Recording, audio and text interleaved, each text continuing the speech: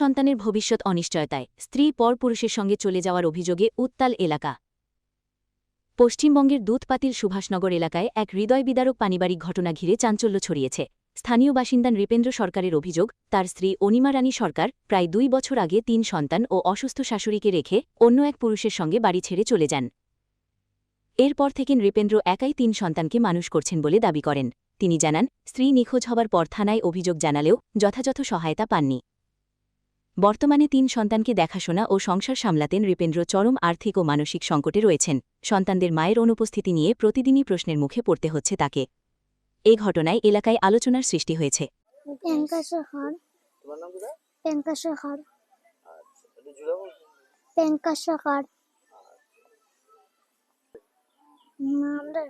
দিদিমার বাড়ি গেছি, আমরা মায়ের ফালাইয়া দিদিমা তার বাড়ি গেছি। কবে গেছে? বেজান দিন হয়ে গেছে।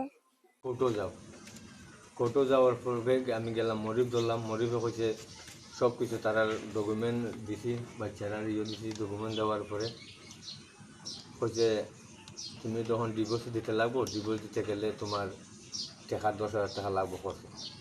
আমি হইলাম দাদা দেখুন এখন তো আমি অসহায়, এদিকে মাও বেমার, আর আমি তো বাচ্চা নিলে এখন কাজে যেতে পারি না। আচ্ছা ঠিক আছে, আমি 10,000 টাকা রুজি করতে লাগবে।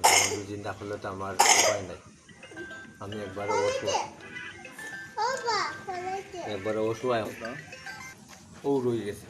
বাদে তো মা আসলার সময় বেমার, মাও দেখে কয়েকদিন পরে মাও মারা গেছে ওলা টাইমে, 15 আগস্টের দিন।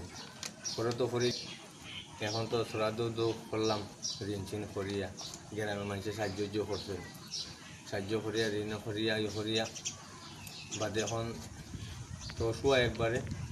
বাদে বোন তারা নিল বাচ্চা, তারা আমি গেলাম মেঘালয় কামনো 4-5 মাস কাম করে ইলেকশন সময় আইলাম বাড়িতে।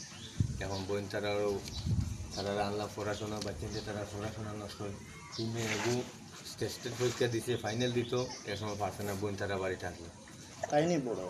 তাই কোন ক্লাসে পড়ে? তাই তো ট্রুথ করে মানে থ্রি টুটি গেল না। পরীক্ষা মানে টেস্টের পরীক্ষা দিছে, ফাইনাল পরীক্ষা দিতে পারছে না। তারা ফিসি বাইট গেছে, আমি দিয়া গেছি।